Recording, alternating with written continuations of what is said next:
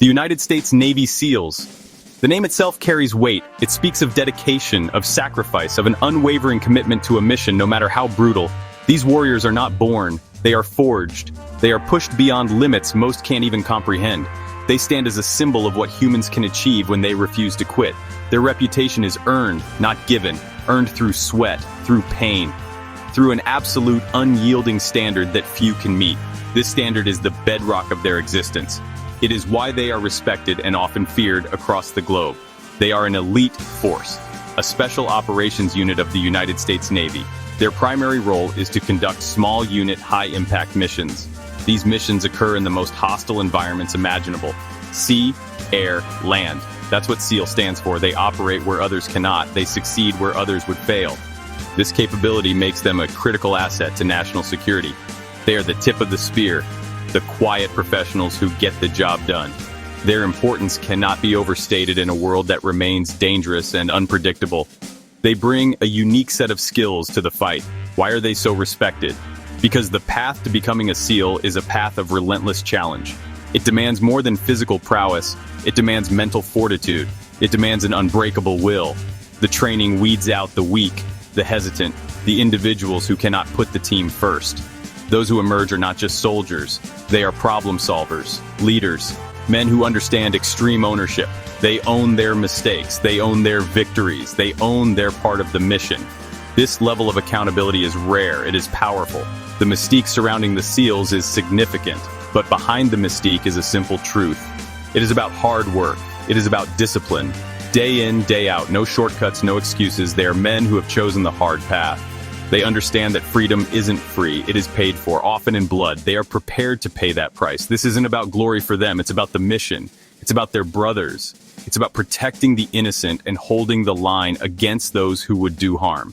This is the reality. This is the unyielding standard. The journey to earn the trident is a brutal one. It starts with basic underwater demolition SEAL training, BUDS. This is the gauntlet, 6 months of continuous physical and mental torture. It is designed to do one thing: find the men who will not quit. The attrition rate is incredibly high. Often 75 to 80% of candidates, or even more, will not make it. They ring the bell, signaling their voluntary withdrawal. They choose to stop. The training doesn't beat them. They beat themselves when they decide they've had enough. It is a test of will, more than anything else. Why do so few succeed?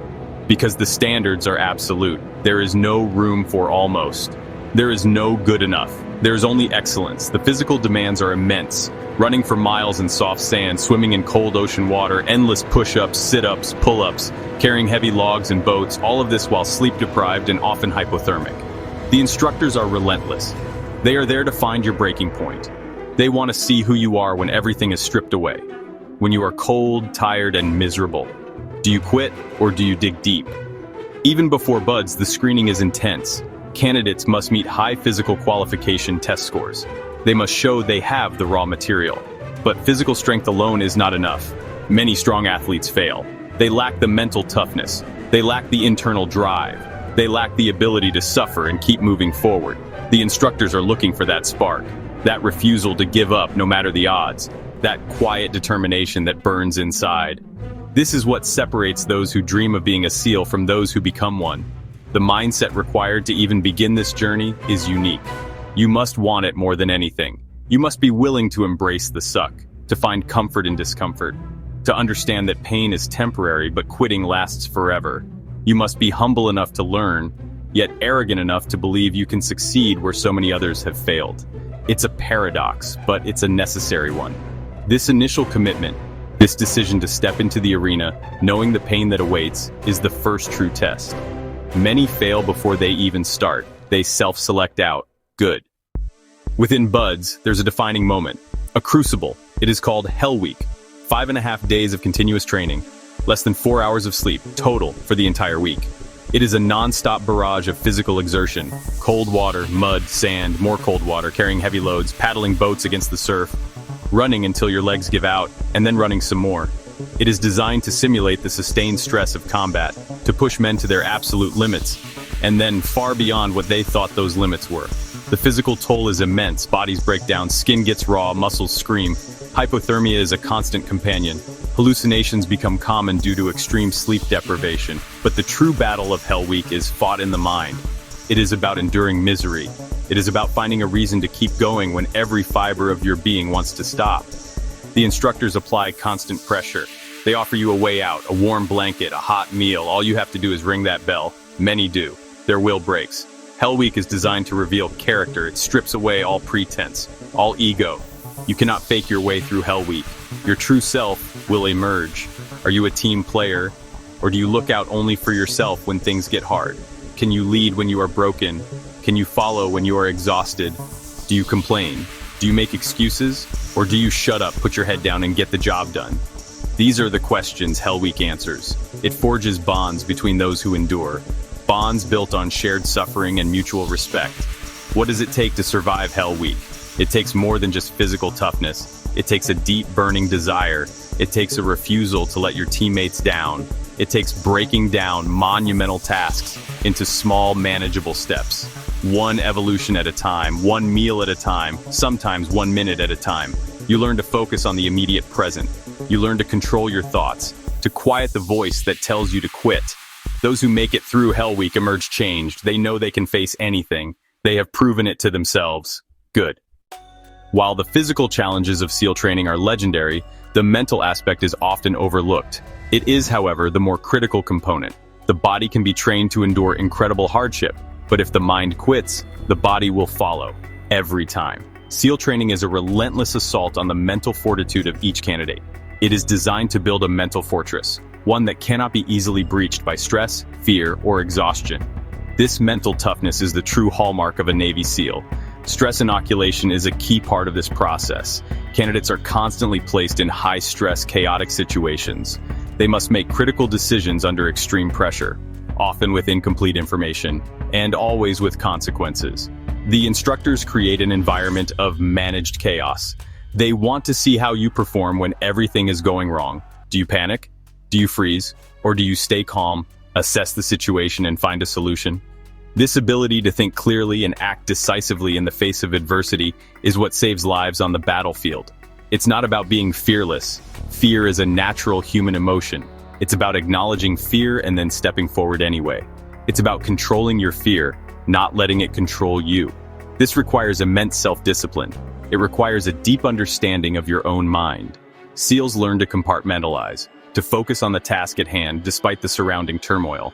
They develop resilience, the ability to get knocked down hard and then get back up, again and again. This resilience is not innate. It is cultivated through relentless training and a refusal to accept defeat. A never-quit attitude is paramount. This is drilled into candidates from day one. Quitting is easy. Enduring is hard. The training is designed to make you want to quit, to offer you every reason to give up. But those who succeed find something within themselves, a refusal, a stubbornness, a deep-seated belief that they will not break. This is not about raw physical strength. The strongest man in the class can quit. The smallest man can make it through. It is about what is in your heart and in your head. The mental game is everything. Win the mental game, you win the fight. Once a man makes it through BUDS and subsequent advanced training like SQT or SEAL qualification training, he earns his trident. But the learning never stops. SEALs are masters of unconventional warfare. They possess a diverse and highly specialized skill set. They operate seamlessly across all environments, sea, air, and land. This triad is their domain. Combat diving is a core competency. They use scuba gear for overt operations and closed-circuit rebreathers for clandestine underwater infiltration. These systems produce no bubbles, allowing for a silent approach. This is dangerous work, requiring meticulous attention to detail, often in cold, dark, and pretty confined spaces. Parachuting is another critical insertion method. SEALs are proficient in various techniques, static line jumps, but also HALO, which stands for high altitude, low opening, and HAHO, high altitude, high opening. These allow them to deploy from aircraft miles away from the target, often at night and often into hostile territory. The risks are substantial equipment malfunctions, enemy detection, difficult landing zones. Yet it provides a crucial capability: to arrive unseen, to strike with surprise. This mastery of airborne operations expands their reach and makes them a global force. Marksmanship is fundamental. Every SEAL is an expert shooter, with rifles, pistols, and machine guns. They train to achieve surgical precision under extreme stress, while moving in low light and at long ranges. Sniping is a specialized skill within the teams, requiring immense patience, mathematical calculation, and the ability to make a perfect shot under immense pressure. A single, well-placed round can change the course of an engagement. Demolitions are another key tool. SEALs are experts in the use of explosives, for breaching, for sabotage, and for creating diversions. This knowledge makes them incredibly versatile. Beyond these individual skills, they learn unconventional warfare tactics, guerrilla warfare, counterterrorism, direct action raids, and special reconnaissance. They're trained to think outside the box, to adapt, and to overcome any obstacle. The enemy is always evolving, so SEALs must evolve faster. They study, they train, and they debrief every mission, learning from successes and honestly learning even more from failures. This constant pursuit of improvement is what keeps them at the cutting edge. They're not just trigger pullers. They're thinkers, strategists, and problem solvers, always ready for anything. In the SEAL teams, the team is everything. The individual is secondary. This is a hard lesson for many, especially those who come from backgrounds where individual achievement is, really glorified. But in the teams, your survival and the success of the mission depends entirely on the man next to you, and his depends on you. This concept is hammered home from the very first day of Buds. You are never alone. You succeed as a team or you fail as a team. There is no middle ground. This creates an unparalleled sense of camaraderie and trust. Training is designed to foster this extreme cohesion. The shared suffering of Buds, particularly Hell Week, forges bonds that are stronger than steel. You learn to rely on your swim buddy. You learn to anticipate his needs, to support him when he is struggling, and he does the same for you. This swim buddy concept extends to every aspect of SEAL operations. No one operates alone. You are always part of a team, a small, tightly knit unit where every member knows his role and trusts every other member to execute theirs flawlessly. This trust is earned through shared hardship, through demonstrated competence. The concept of covering your buddy's six is not just a saying, it is a way of life. It means looking out for each other, always, on the battlefield and off it. This loyalty extends beyond active duty. It is a lifelong commitment. This brotherhood is what allows SEALs to operate in the most dangerous places on Earth, knowing that the men around them will never quit, will never leave them behind. This unwavering faith in each other gives them the courage to face overwhelming odds, to take risks that others would deem insane. Leadership and followership are equally important within the team. Every SEAL is a leader, expected to take charge when necessary. But every SEAL is also a follower, expected to execute orders with precision and discipline. There is no room for ego when lives are on the line. The mission comes first, always. This dynamic interplay of leadership and followership, built on a foundation of mutual respect and trust, is what makes SEAL teams so effective. They are not a collection of individuals. They are a single, cohesive fighting unit, an unbreakable bond. The life of a Navy SEAL is one of constant exposure to danger. It is inherent in the job description.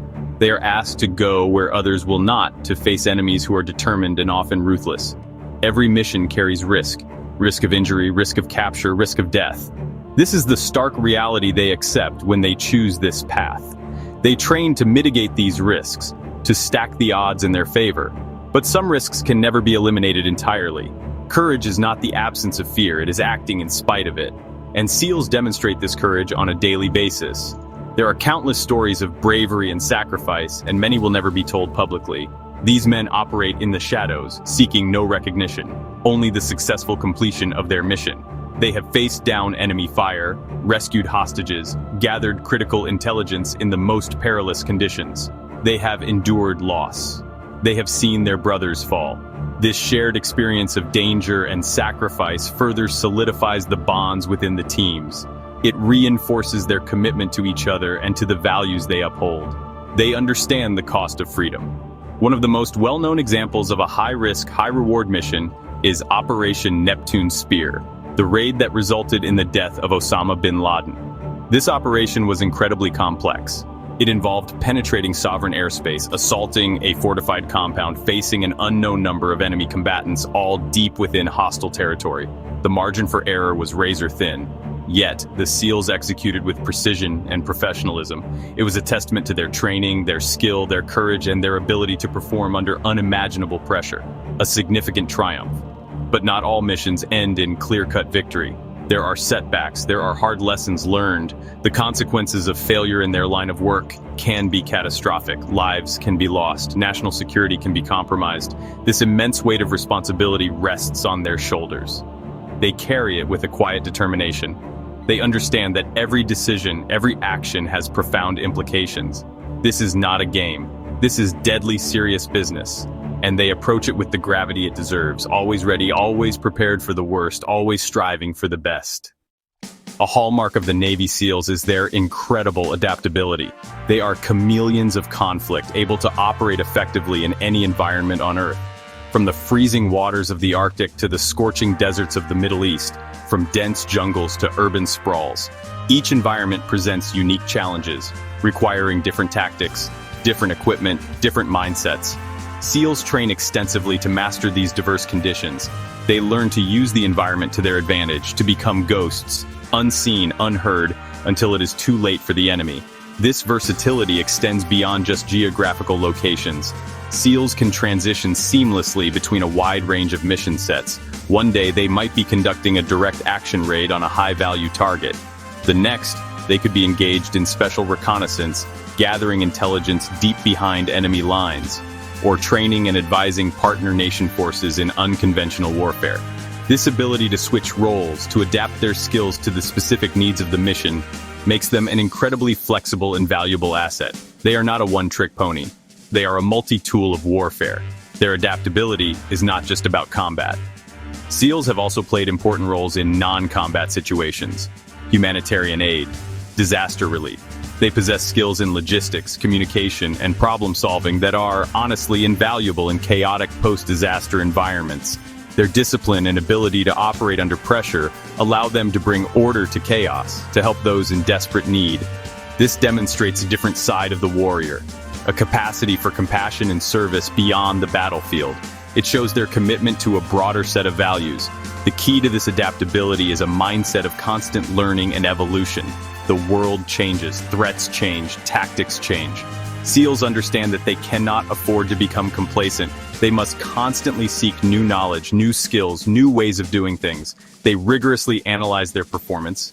They embrace innovation. They are always students of warfare. This humility, this willingness to learn and adapt, is what ensures their continued effectiveness. It is what allows them to stay ahead of their adversaries, to be ready for the next challenge, whatever it may be. So what makes Navy SEALs truly elite? Why are they regarded as some of the deadliest and most effective fighters in the world? It is not just one thing. It is a combination of factors, forged in the crucible of the world's toughest training, honed by constant practice, proven in the unforgiving arena of combat. It begins with the selection process, finding men with an unbreakable will, men who refuse to quit, no matter how dire the circumstances. Men who possess an innate drive for excellence. This is the foundation. Then comes the discipline, the relentless pursuit of perfection in every task. Whether it's marksmanship, demolitions, or physical conditioning, discipline to maintain equipment, discipline to follow procedures, discipline to control fear, and with discipline comes ownership. Extreme ownership, taking responsibility for everything in your world. No excuses, no blaming others. If something goes wrong, you own it. You learn from it. You fix it. This mindset is powerful. It creates a culture of accountability and continuous improvement. This is what makes them deadly. Their effectiveness also stems from their unparalleled teamwork. The unbreakable bond between brothers in arms, the absolute trust in each other's competence and commitment. This allows them to operate with a level of cohesion and synchronization that, honestly, few other units can match. They are adaptable, versatile, able to think critically and solve complex problems under extreme pressure. They are not just warriors. They are leaders, innovators, quiet professionals who get the job done no matter the cost. They endure because they are built to endure. Finally, I encourage you to reflect. What qualities make someone elite or deadly in this context? It is more than just physical ability. It is the mental fortitude, the discipline, the ownership, the humility to learn, the courage to act, the commitment to the team and the mission. These are principles that can be applied to any endeavor in life. Think about how you can cultivate these qualities in yourself, how you can push your own boundaries, how you can strive to be better. The path of the SEAL is a hard path, but the lessons it teaches are universal. Get after it.